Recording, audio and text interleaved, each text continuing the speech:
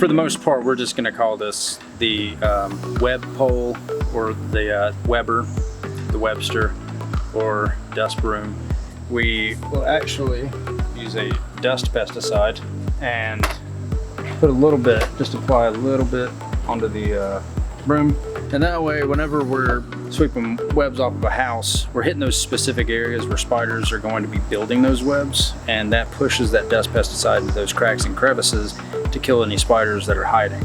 So a lot of times spiders somehow see us coming, and you can see them run away when we're going around the house. So it's real helpful to make sure it gets in there and kills them and keeps them dead.